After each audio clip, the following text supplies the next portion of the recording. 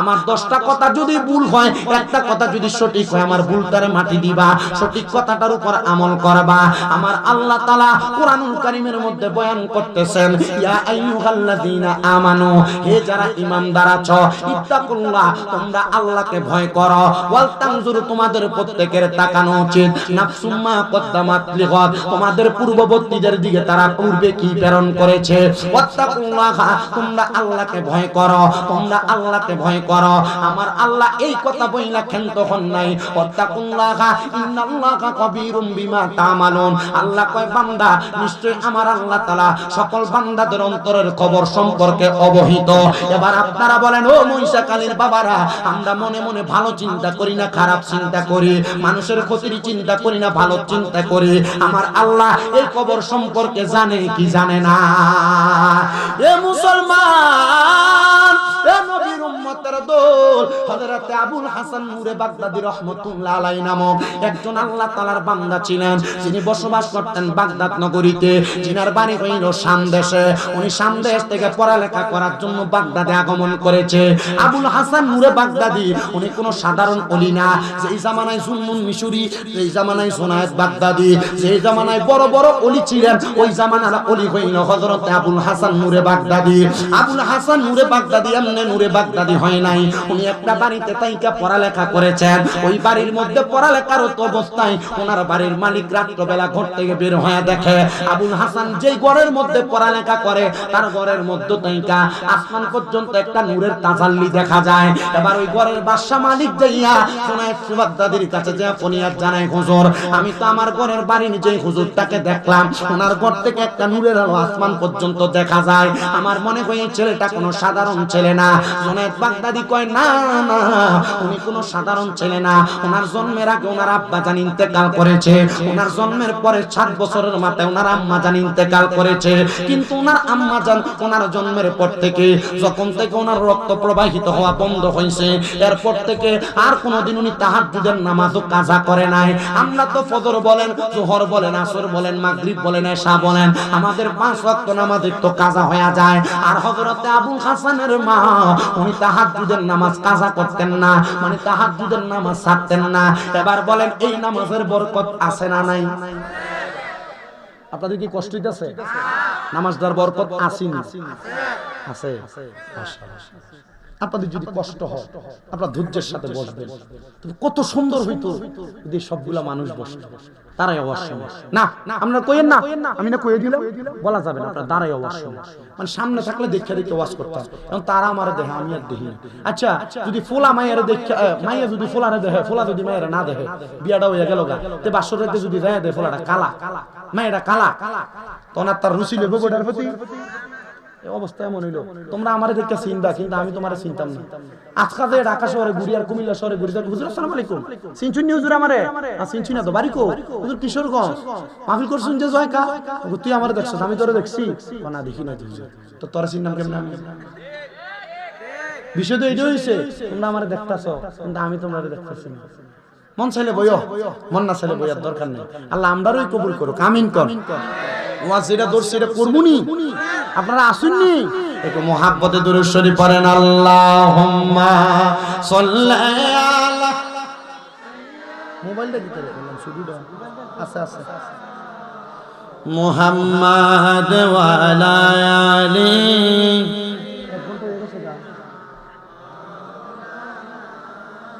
কেউ বড় হয় দনে জনে, কেউ বায়াবার মান সম্মানে, আমরা চাই গো নবীর প্রেমে থাকতে ভরে জীবন ভর। আল্লাহুম্মা সাল্লি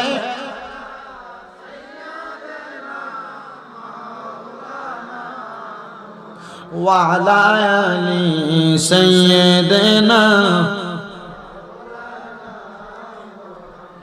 আল্লাহর ওলি জুনায়েদ বাগদাদী ডাক দিয়া কয়, জগৎবাসী, এই ছেলেটার মা তার বয়স যখন 7 বছর বয়স ইন্তেকাল করছে, তার জন্মের পরে তার মার রক্ত প্রবাহিত হওয়া বন্ধ হওয়ার পর, মানে সন্তান জন্ম দেওয়ার 40 দিন পর্যন্ত তার মা সময়টা যাওয়ার পর থেকে একদিনও তাহাজ্জুদের নামাজ ছাড়ে নাই, হারাম ওয়াক্ত ব্যতীত। কিন্তু তার মা জননী যখন সে ব্যক্তির 6 বছর বয়স, তখন তাইকা সে তার আম্মা জানলে অনুসরণ করে তাহাজ্জুদের নামাজ পড়ে। আসেন রে বাবারা, আমি আপনাদেরকে তাহাজ্জুদের নামাজের একটু ফজিলত বর্ণনা করি। আমার আল্লাহ কুরআনুল কারীমের মধ্যে বলেন, ওয়া মিনাল লাইলি ফাতাহাজ্জাত বিহি নাফিলাতান আসা আইয়াবাসাকা রাব্বুকা মাকামাম মাহমুদা। আল্লাহ কই নবী, আপনি রাতে কিছু অংশে তাহাজ্জুদের নামাজ আদায় করেন, অতি সত্বর আপনাকে মাকামে মাহমুদ, প্রশংসার জায়গা দেওয়া হবে।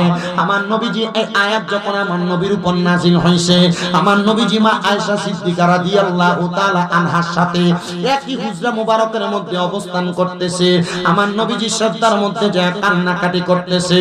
নবী যখন এশারের নামাজের পর থেকে নামাজের সিজদা দেয়, আম্মা জান আয়েশা কয়, আমার নবীর এত লম্বা সিজদা, এত লম্বা রুকু আর কোনোদিন দিতে দেখি নাই। আমার নবীজি 2 রাকাত নামাজ পুরা রাত পর্যন্ত আদায় করে ফেল। কথা কতরা এখনো দাঁড়ায় রয়েছে।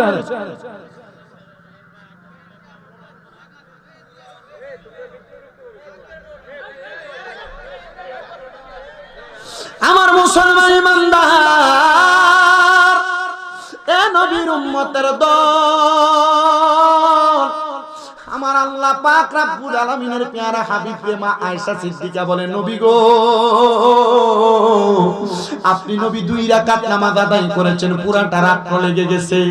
নবী আমার ডাক দিয়া কয়, আয়েশা, হে আয়েশা, আমার আল্লাহ বলেছে আমি নবী যদি তাহাজ্জুদের নামাজ পড়ি আমারে মাকামে মাহমুদ প্রদান করবে। আয়েশা রে, আমি নবী তাহাজ্জুদের নামাজ পড়া মাকামে মাহমুদ পাবো। আমার উম্মতেরা তো আমি নবীর জন্য পাগল পারা, আমার উম্মতেরা জন্য তো আমার উম্মতেরা তো আমি নবীর জন্য দিওয়ানা। আমার উম্মত যদি আমি নবী দুনিয়া থেকে রওজা মুবারকে যাওয়ার পরে তারা যদি তাহাজ্জুদের নামাজ আদায় করে, তাইলে আমার আল্লাহ তাআলা আমার উম্মতের কি প্রদান করবে। আমি কান্দা কান্দা আমার আল্লাহর কাছে দোয়া করেছি। আম্মা জান আয়েশা কই, নবী গো, আপনি তো মুস্তাজাবাতুদ দাওয়াত, আপনি কোন দোয়া করলে আমার আল্লাহ দোয়া ফিরায় না। আমার নবী ডাক দিয়ে কয়, আয়েশা, আমার আল্লাহ তাআলা আমি নবীর দোয়া কবুল করেছে। নবী গো, আমার আল্লাহ তাআলা আপনি নবীর দোয়া কবুল করে কি বইলা দিছে। আমার নবী ডাক দিয়া কয়, আয়েশা, আমার আল্লাহ তাআলা বলছে আমার উম্মত যদি তাহাজ্জুদের নামাজ পড়া আমার আল্লাহর কাছে কোনো কিছু চায়, আমার আল্লাহ উম্মতের তা দান করব। এ পর্দার অন্তরালের মা বোনেরা, আপনার ঘরের মধ্যে শান্তি হয় না, আপনার ঘর থেকে অভাব অনটন যায় না, আপনার ঘরের মধ্যে থেকে রোগ বালা মুসিবত যায় না। এ যুবক বিদেশ যাওয়ার চেষ্টা করে যাইতে পারো না, ব্যবসা করেন মুরব্বিরা বরকত হয় না। আমি বলবো 5 ওয়াক্ত নামাজের পাশাপাশি তাহাজ্জুদের নামাজটা আদায় করবেন, দেখবেন আমার আল্লাহ তাআলা অসংখ্য পরিমাণ রহমত, অসংখ্য পরিমাণ বরকত আপনার দান করবে। কঠিন কোন রোগে যদি আক্রান্ত থাকেন, আপনি তাহাজ্জুদের নামাজ পড়ে আল্লাহর কাছে দোয়া করবেন, দেখবেন আমার আল্লাহ তাআলা কঠিন রোগ থেকে শিফা দান করবে। কঠিন কোন বিপদে যদি পড়ে থাকেন, তাহাজ্জুদের নামাজ পড়ে আল্লাহর কাছে কান্নাকাটি করবেন, আমার আল্লাহ তাআলা নামাজের বরকতে আপনার বিপদ থেকে উদ্ধার করবে। আপনি যদি দুনিয়ার জমিনের মধ্যে টেনশন বালা মুসিবতের মধ্যে থাকেন, তাহাজ্জুদের নামাজ পড়ে দোয়া করলে আল্লাহ দোয়াটা কবুল করবে। এবার হযরতে জুনায়েদ বাগদাদী ডাক দিয়া কয়, এই আল্লাহর বান্দা আবু হাসানের একটা পাওয়ার হইল, তার মা জননী 6 বছর বয়স থেকে যখন তাহাজ্জুদের নামাজটা আদায় করতেন, সেই সন্তান তার মাকে দেখা দেখা তাহাজ্জুদের নামাজ পড়ে।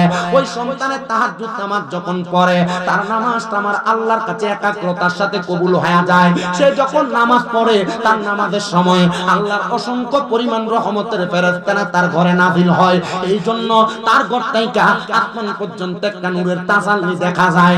এবার ডাক দিয়ে কই, হুজুর, এই নূরের তাজাল্লি যেহেতু দেখা যায়, আমার তো স্ত্রীর গর্ভের মধ্যে কোনো সন্তান হয় না, আমার স্ত্রী দুনিয়ার জমিনে কেমন ভাবে চলাফেরা করে। আমি কত চিন্তা করলাম, আমার স্ত্রী কেন সন্তান হয় না? আল্লাহর কাছে কত দোয়া করলাম, আল্লাহ তো আমাদেরকে একটা সন্তান দান করে না।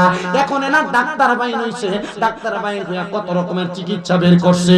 স্বামীর দোষ না স্ত্রীর দোষ এটা ডাক্তার বলতে পারে, কিন্তু মুসলমান ও নবীর উম্মতের দলেরা একটু অন্তরের কানটা লাগিয়ে বয়ানটা শ্রবণ করবেন, তখন কিন্তু স্বামী স্ত্রীর দোষ বাহির করা যাইতো। মানে এখন যে যুগ আসছে, স্বামীর যদি সমস্যা হয় ডাক্তার বলতে পারতেন যে স্বামীর সমস্যার কারণে বাচ্চা হচ্ছে না। স্ত্রীর সমস্যা হলেও ডাক্তার বলতে পারেন যে স্ত্রীর সমস্যার কারণে বাচ্চা হচ্ছে না। এগুলো কিন্তু আল্ট্রাসোনোগ্রাফির মাধ্যমে বলা যায়। কিন্তু তখন সেই সমস্যার সমাধান ছিল না। হযরতে আবুল হাসানের ওই আল্লাহর বান্দাটা ডাক দিয়া বলতেছেন, তিনি যার বাড়িতে বসবাস করেন তিনি বলতেছেন, আমার স্ত্রীর গর্ভ থেকে 11 বছর পর্যন্ত কোনো সন্তান হয় না। 11 বছর কোনো সন্তান হয় না। আপনি বলেন হুজুর এমন কোন মাধ্যম আছে যেই মাধ্যমের মাধ্যমে আমি সন্তান পাইতে পারি? এবার আবুল হাসান ডাক দিয়ে কয়, বাবা আপনি কি আল্লাহর কাছে কামনা করেছেন সন্তানের জন্য? বলে হ্যাঁ, আমি আমার আল্লাহর কাছে কম দোয়া করি নাই। এবার ডাক দিয়ে কয়, আপনার স্ত্রী কি আল্লাহর কাছে কামনা করেছে সন্তানের জন্য? আপনারা কোন আমার আল্লাহর কাছে কামনা করলে আল্লাহ সন্তান দিতে পারে কি পারে না? কিন্তু বাবারে আমার আল্লাহ তাআলার কাছে আপনি ডাইরেক্ট কামনা করতে গেলেন, পাইলেন না তো পাইলেন না। কারণ আপনার দুনিয়া এবং আখিরাত আপনি ক্লিয়ার করার জন্য কোন হক্কানি রব্বানি মাশায়েখে আযম পীরের হাত আপনি ধরেন নাই। যেহেতু সাবজেক্টটা শানে আউলিয়া, আউলিয়া কেরামের শান ও মানাজমতের বয়ান আমি আপনাদের কাছে করব। আপনি যদি হক্কানি একজন পীরের হাত ধইরা আপনি যদি ওনাদের তালিম তরবিয়ত মোতাবেক চলাফেরা করেন, তাইলে আপনি দুনিয়া থেকে ইন্তেকাল করার আগ পর্যন্ত আপনার আখিরাত পরিষ্কার হয়ে যাবে। কারণ আপনি দুনিয়াতে আখিরাতকে সুন্দর করার জন্য আপনি কাজকর্ম করেছেন। এই জন্য আশিক বলে, ওরে চাইলে কেহ পীরের বস্তু নাহি নিতে পারে, আবার উপযুক্ত হইলে রে দয়াল টান দিয়ানে কাছের তারে, টান দিয়ানে কাছে আর জোর করিয়া দিবে তোরে, জোর করিয়া জোর করিয়া দিবে তোরে বাবের যত প্রেম জ্বালা। কেউ বুঝিতে পারে না রে পীর মুর্শিদের খেলা, আরে ওলি আল্লাহর খেলা। আরে জোর করিয়া বুঝতে গেলে, জোর করিয়া জোর করিয়া বুঝতে গেলে তার গটে মরণ জানা। কেউ বুঝিতে পারে না রে ওলি আল্লাহর খেলা, আরে পীর মুর্শিদের খেলা। জবান বন্ধ নাই, চিৎকার মেরে বলেন ইয়া বলি আল্লাহ। মুসলমান ও নবীর উম্মতের দলেরা, বাচ্চাটার বয়স মাত্র 8 বছর, 6 বছর থেকে তাহাজ্জুদ পড়ে, তাহলে 6 বছর 7 বছর 8 বছর তাহাজ্জুদের নামাজ পড়ছে টানা 3 বছর। ডাক দিয়া কইও বাদশা, আপনি তো আপনি তো আল্লাহর কাছে চাইছেন, আপনার বউ তো চাইছে, কোনদিন জামাই বউ দুইজনে একলগে চাইছেননি? মারহাবা। এবারেরা কত দোয়া করেন আপনারা, দোয়া দি কবুল হয় না। ওই যে বাসর রাতে ঢুকাইয়া দিয়ে 2 রাকাত নামাজ পড়াইছিল, এরপরে বউরে লয়ে কবে 2 রাকাত নামাজ পড়ছেন? বুকটা তার দিয়ে কর। এই যে লাইলাতুল মেরাজের রাত যায়, বরাতের রাত যায়, কই বউরে লয়ে 2 রাকাত নামাজ পড়েন না? আপনি কত সুন্দর বিল্ডিং ঘর বানান, আপনার বিল্ডিং ঘরে বারান্দা থাকে, আপনার বিল্ডিং ঘরে 2টা 3টা ওয়াশরুম থাকে, আপনার বিল্ডিং ঘরে কত সুন্দর ডাইনিং ড্রয়িং রুম থাকে, একা একা ইবাদতের জন্য একটা ঘর থাকে না। কি কথা কন না কেন? আল্লাহ বুঝার তৌফিক দান করুন। আমার মুসলমান ইমানদার, এ নবীর উম্মতের দল ডাক দিয়ে কই, স্বামী স্ত্রী দুইজন একসাথে দোয়া করছেন নি? একসাথে দোয়া করলে আল্লাহ দোয়া কবুল করে, কিন্তু আমরা সমাজে নতুন নতুন মাসালার ফতুয়া দেই না, বেড়ার অভাব নাই। আয়া কয় সম্মিলিত দোয়া করা বেদাত। এমন সিটিং আছে না নাই? কথা কয় না আছে না নাই? এই সিটিংটির কারণে বর্তমান যুব সমাজ ধ্বংসের পথে যাইতেছে। আগে কত সুন্দর তারাবির নামাজ পড়তাম আমরা, 20 রাকাত। যুবকটার কানের মধ্যে মাথার মধ্যে ফতুয়া দিয়া দিছে, ফতুয়া ঢুকাই দিছে, কয় 8 রাকাতের বেশি কোনো তারাবি নাই, নবীজি 8 রাকাতের বেশি পড়ছে না। এবার রমজান মাস আসলে মসজিদের ভিতরে সামনের কাতারে যায় 20 রাকাত তারাবি সবাই পড়ে। এবেটা নতুন মাসালা শিক্ষা, নতুন ফতুয়া শিক্ষা, মসজিদের সামনের কাতারে 8 রাকাত পড়ে মুরব্বিরা ডিয়া ডিয়া বাইর হয়। আপনারা কোন এমন সিটার মার্কা মুসল্লিও বাংলা সমাজে আছে না? না আপনারা ইবাদতের একবার কাইটটা হামসার করে দিতেছে। একবার নির্বাচনে দাঁড়াইছে, নির্বাচনে দাঁড়াইয়া তো নির্বাচনে যারা দাঁড়ায় দেখবেন এরা সাদা সাদা পাঞ্জাবি আর পায়জামা করে না, সাদা পাঞ্জাবি পায়জামা পরে। তা আল্লাহ রহমত হইলে বেটা নির্বাচনে দাঁড়াইয়া বেটার বউরে যায় কইছে, এগো আমি তো সুন্দর একটা পায়জামা কিনে আনছি সাদা, এটা তুমি একটু কষ্ট করে দুইটা আঙ্গুল কাইটটা শুরু করে দিও। বউ কইছে এত ভাবতাম না, বাজার থেকে কিনছেন কমায় আনতেন বললেন না, একে দেন। বেটা চিন্তা করলো জোর নিজের বউরে কইলাম দিল না, পুতের বউরে একটু কইয়া দিই। পুতের বউর কাছে গেছে, বগো তুমি তো আমার কলিজার টুকরা ছেলের বউ, তুমি একটু পারলে আমার পায়জামাটা একটু দুইটা আঙ্গুল কমাই দিও। বাবা আমি তো আপনার নাতির দুধ খাওয়াইতেছি, আমি ভাবতাম না ছোট বউরে যায়, ছোট ফুতের বউরে যায় কইতেছে তুমি আমার পায়জামাটা একটু কাইটা দিও। বেটি খুব আদর যত্ন করে নিয়া বেটি এটার দুই আঙ্গুল কাটছে, কাটতে এটা সুন্দর করে সেলাই করে নিয়ে আলনার উপরে রাখছে। বড় ফুতের বউ বাইরে কইতেছে আরে আব্বা দিছে কইরা দিল না কেউ, এ বেটি যায় এটার আরো দুই আঙ্গুল কাটতে সেলাই করে আবার আইনা রাখছে। পরে নিজের বউ বাইরে দেখতেছে কি রে পায়জামাটা রেখে গেল, পায়জামাটা কেউ কমাই দিল না, বেডি নিয়ে এটা আরো দুই আঙ্গুল কাটছে। কয় আঙ্গুল হইছে? 6 ইঞ্চি করে কাটছে, 2 ইঞ্চি করে কাটছে। কয় ইঞ্চি হইছে? আচ্ছা কোন ফ্যান্টারে যদি 6 ইঞ্চি কাটে এটা কি ফ্যান না হাফ প্যান্ট? তো আমরা সমাজে ইবাদতটা কাটতে কাটতে এমন হাফ প্যান্ট বানায় ছাইরা দেয় এমন সিটারও আছে। আল্লাহ আমরা বুঝার তৌফিক দিন। ইবাদত যদি কইেন না এইটা নাই ওইটা নাই, এই দোয়া নাই ওই দোয়া নাই, এই নামাজ নাই ওই নামাজ নাই, বুঝবেন যে বুঝছি শয়তান তার লগে আছে, যেহেতু কোনো কিছু নাই শয়তান আছে তার লগে। কথা কই না ঠিক কি না? আল্লাহ বুঝার তৌফিক দিক। এই যে সবে মেরাজ গেল কত মসজিদের ভিতরে তালা ঝুলছে, ঠিক কি না? আল্লাহ আমাদের বুঝার তৌফিক দান করুন, জোরে কোন আমিন।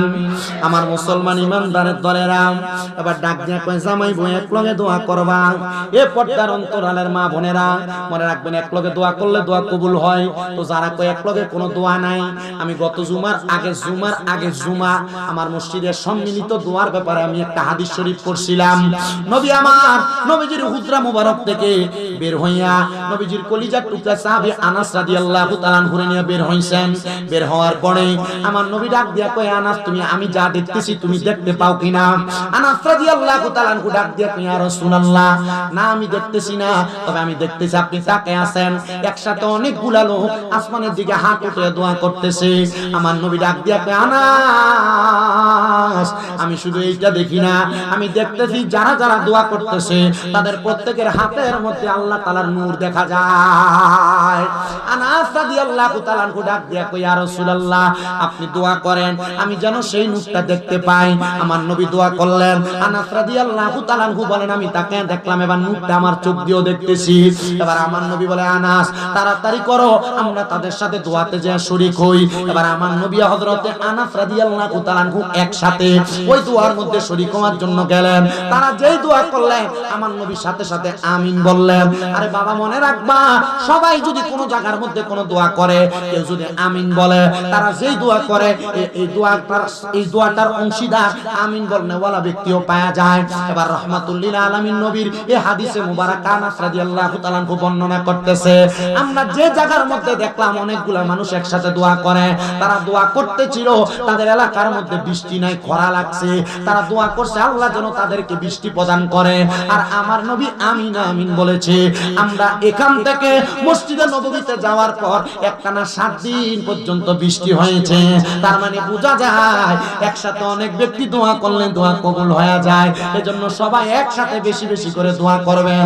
কোন জায়গায় দোয়া হইলে দাওয়াত দিক আর না দিক দোয়াতে শরীক হইবেন।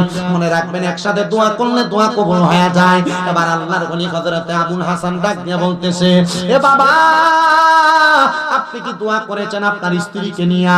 বলে না। বলে আজকে থেকে আপনি তাহাজ্জুদের নামাজ পড়া আপনি এবং আপনার স্ত্রী একসাথে আমার আল্লাহর কাছে দোয়া করবেন আল্লাহ যেন আপনাদেরকে সন্তান দান করে। বাড়ির মধ্যে যাইয়া আল্লাহ পাক রব্বুল আলামিনের বান্দাটা স্ত্রীকে ডাক দিয়া বলেন, স্ত্রী এতদিন তো আমার সন্তান হয় না, তোমাকে আমি দোষ দিতাম, তোমার সন্তান হয় না তুমি আবার আমাকেও দোষ প্রদান করতা, কিন্তু না না না এখন থেকে আমরা দুইজন কাউকে দোষ দিব না। আসো না আজকে রাতে স্বামী স্ত্রী একসাথে ওযু বানাইয়া, এতদিন তো আলাদা আলাদা দোয়া করেছি, আমরা একসাথে আল্লাহর কাছে দোয়া কামনা করি।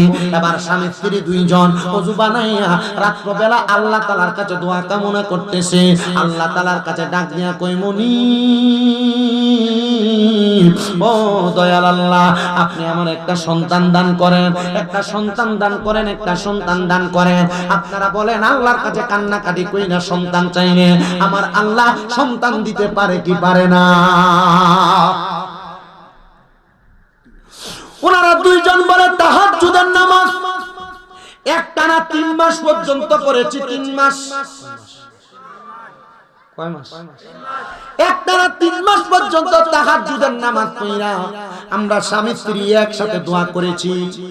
একদিন যখন 3 মাস শেষ, আমরা দোয়া কইরা নামাজের মুসল্লার মধ্যে কাঁদতেছি। কান্না করার পরে হঠাৎ করে আমরা দেখতে পাইলাম কোথা থেকে জানি গায়েবী ভাবে একটা আওয়াজ আসতেছে। ওই আওয়াজের মাধ্যমে আমাদের কানের মধ্যে শব্দ হইতেছে, এ আল্লাহর বান্দারা, তোমরা যে তাহাজ্জুদের নামাজ পড়া সন্তান কামনা করো, আমার আল্লাহ তোমাদের দোয়া কবুল করেছে, তোমাদেরকে একটা নেকটা সন্তান দান করবে। হায়রে আমার মুসলমানের দলেরা, ও আমার মহিষাকালীর যুবকেরা, মুরব্বী বাবারা, পর্দার অন্তরালের মা বোনেরা, আপনারা বলেন যাদেরকে আল্লাহ 11 বছর পর্যন্ত কোনো সন্তান দেয় নাই, হঠাৎ করে যদি গায়েবী ভাবে শব্দ পায় আল্লাহ তাআলা তাদেরকে সন্তান প্রদান করতেছেন, আপনারা বলেন তারা কি খুশি হবে না বেজার হবে? অবশ্যই খুশি হবে। 11 বছর পরে সন্তান পাবে। একদিন, 2 দিন, 3 দিন করতে করতে তাদেরকে একটা সন্তান দেওয়া হয়েছে। তারা সন্তানটাকে সুন্দরভাবে লালন পালন করে। এবার যেই বাদশা আবুল হাসানের কাছে তাহাজ্জুদ আমাদের তালিম নিছে, আবুল হাসান নামক আল্লাহ তাআলার ওলির কাছে যা বলতেছে, হুজুর, ও হুজুর, আমার আব্বা আম্মা বড় কষ্ট করে আমার মানুষ করছে, কিন্তু আমার আব্বা আম্মা অন্ধকার কবরে কেমন আছে আমি জানি না। আপনি কি আমাকে বলবেন আপনার তালিমের মাধ্যমে আমার আম্মা আব্বার কবরের খবর আমি জানতে পারবো কিনা? হাইরে, আমি জানি না মহিষাকালীর কত যুবকেরা তাদের মারে মাটি দিয়া, তাদের বাবারে মাটি দিয়া আজকের মাহফিলের মধ্যে বসেছে। মনে রাখবারে মহিষাকালীর বাবারা, তোমাদের মা যদি কবরে থাকে, তোমাদের আব্বা যদি কবরে থাকে, তোমাদের দোয়ার বরকতে আল্লাহ তাআলা তোমাদের মা বাবার জীবনের গুনাহ মাফ করে দিবে। এবার ওই আল্লাহর বান্দা ডাক দিয়া কয়, হুজুর, আমি আমার মা বাবার কবরের অবস্থা সম্পর্কে জানতে চাই। এবার আল্লাহর ওলি তাকে তালিম প্রদান করলেন, তুমি তালিম নাও, এখন থেকে তুমি আমার আল্লাহ তাআলার কাছে 5 ওয়াক্ত নামাজ পড়া, তাহাজ্জুদের নামাজ পড়া চোখের পানি ফালায়া ফালায়া কানবা। আল্লাহ যেন তোমার একটা, তোমার আব্বা আম্মার খবর তোমার জানায়া দেয়। এবার আল্লাহর বান্দা তাহাজ্জুদের নামাজ পড়া বারবার কান্নাকাটি করে। উনি বলেন, আমি কান্নাকাটি করতে করতে যখন আমি বারবার আমার আল্লাহর কাছে ফরিয়াদ জানাই, আল্লাহ আমার আম্মা আব্বার কবরের খবর তুমি বলো, আমার আল্লাহ তাআলা তার দোয়াটা 1 দিন 2 দিন 3 দিন করে দোয়া কবুল করে না। অল্প কিছুদিন পরে ওই বাদশা বলে, আমি দেখতে পাইলাম আমি যখন নামাজের মুসল্লার ভিতরে কান্না করি, আমার মা, আমার আব্বা জান আয়েশা আমার মাথার মধ্যে হাতটা বুলিয়ে দিতেছে। আমি জিজ্ঞাসা করলাম, কে গো আপনারা? আপনাদের শরীরের মধ্যে এত সুন্দর সুন্দর জান্নাতের পোশাক, এই পোশাক তো দুনিয়ার কোনো জায়গায় দেখা যায় না। ওনারা আমারে ডাক দিয়া কয়, আমরা হইলাম তোমার কলিজার টুকরা মা বাবা, তোমার জন্মদাতা মা বাবা। আপনারা কোথা থেকে আগমন করেছেন, কি কারণে আগমন করেছেন? বলে, তুমি না তোমার মা বাবার কবর অবস্থা সম্পর্কে জানতে চাইছো। আমার আল্লাহ তাআলা এমন একটা সুযোগ আমাদেরকে দিয়েছে, তুমি সন্তানের দোয়ার বরকতে আমরা মা বাবা তোমার সাক্ষাৎ প্রদান করলাম। অনেক সন্তান দেখবেন মা বাপরে আপনারা স্বপ্ন দেখেন, অনেকে মা বাপরে ঘুমের ঘরে স্বপ্ন দেখেন, দাদা দাদি মারা যাওয়ার পর স্বপ্ন দেখেন, নানা নানি আত্মীয় স্বজন স্বপ্ন দেখেন। যদি কেউ কাউকে স্বপ্ন দেখেন, আপনারা এই স্বপ্ন নিয়ে দুশ্চিন্তা হবেন না। মনে রাখবেন, স্বপ্নে তাকেই দেখানো হয় যাকে স্বপ্ন দেখাইলে কবরবাসী উপকৃত হবে। আপনি যখন কাউকে স্বপ্ন দেখবেন, সাথে সাথে ওযু কইরা আল্লাহর কাছে দোয়া করবেন, আল্লাহ, যারা আমি স্বপ্ন দেখলাম তুমি তারা মাফ করে দাও। বলে, কেন কেন? বলে, স্বপ্নদ্রষ্টা ব্যক্তি দোয়া করলে যাকে স্বপ্ন দেখে ওই ব্যক্তির দোয়া ওই ব্যক্তিকে আল্লাহ তাআলা তার দোয়ার বরকতে মাফ করে দেয়। আল্লামা ইবনে সিরিন তার স্বপ্নের তাবিরের কিতাবের প্রথম দিকে এই কথাটা লিখে দিয়েছেন। এবার সন্তান ডাক দিয়া কয়, আমি যখন তাহাজ্জুদের নামাজ পড়া আমার আম্মা আব্বার মরার পরে কবর অবস্থা সম্পর্কে জেনেছি, আমার কাছে বড় ভালো লেগেছে। হায়রে, মহিষাখালীর কত সন্তানেরা তাদের মারে কবর দেশে শোয়া দিয়ে আসছে, তাদের বাপরে কবর দেশে শোয়া দিয়ে আসছে, তারা মায়ের খবর জানে না, তাদের বাবার খবর জানে না। সন্তান পুকুর পাড়ে বাঁশমুড়ার নিচে যে আম্মারে শোয়া দিলা, ওই তোমার আম্মা তো এখন আর তোমার সন্তান বলে ডাক দেয় না। একটাবার কি চিন্তা করেছো তোমার মা জননী দুনিয়াতে থাকা অবস্থায় বড় কষ্ট করে তোমার মানুষের মতো মানুষ করেছে, তোমার আম্মা জান তোমার জন্য বড় কষ্ট করেছে। আজকে ওই মা দুঃখিনী অন্ধকার কবরে কেমন আছে তুমি জানো না, এই জন্য তো আসে শুনে শুনে লাগতেছে ওরে 3.5 হাত গর্তে ফেলে কেমন করে আইলা চলে, তোমার বাড়ি আইতে দেরি হইলে যে মা ঘুমাইতো না,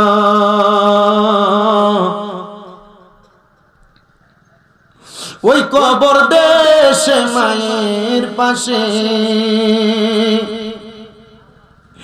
একটু রইলি না রে, কবর দেশের খবর লইলি না। কেমন আছেন বাবা মনি, কেমন আছে মা জননী, একটা বারো ফিরা চাইলি না, ওই মা বাবারে কষ্ট দিয়া দুনিয়াতে দিন কাটাইয়া কোনদিনও শান্তি পাবি না আরে, কবর দেশের খবর লইলি না। আরে আমার যুবক এ মুরব্বী বাবারা, এ পর্দা নসিনী মা বোনেরা, ওই আব্বা জান তোমার বড় কষ্ট করে মানুষের মতো মানুষ করেছে, কিন্তু বর্তমান সমাজে তো পোষা, বর্তমান সমাজের পোলাপানে তো পোষা, তাদের স্ত্রী তাদেরকে কথায় কথায় বলেছে তোমার আব্বা আম্মার কি তুমি একা সন্তান নি, আরো তো 2-3 ভাই আছে, তুমি কেন তোমার মা বাপরে একা একা খাওয়াও। এই কথা শুই না সন্তানেরা তাদের মা বাপরে জুদা করে দেয়, এই কথা শুই না সন্তানেরা তাদের মা বাপ আলাদা করে দেয়, মা বাপ এক সপ্তাহ এক ঘরে আরেক সপ্তাহ আরেক ঘরে ভাত খায়। এই কথা শুই না অনেক সন্তানেরা তাদের মা বাপকে আলাদা করে দেয়, সকালে এক ঘরে ভাত খায়, রাত্রে এক ঘরে ভাত খায়। হাই রে কত মা বোনেরা, কত আম্মারা আব্বারা তারা ঘরের মধ্যে বালিশের মধ্যে মাথা লাগিয়ে লাগিয়ে রাত্রবেলা কান্না করে তারার বালিশ ভিজায়। কারণটা কি?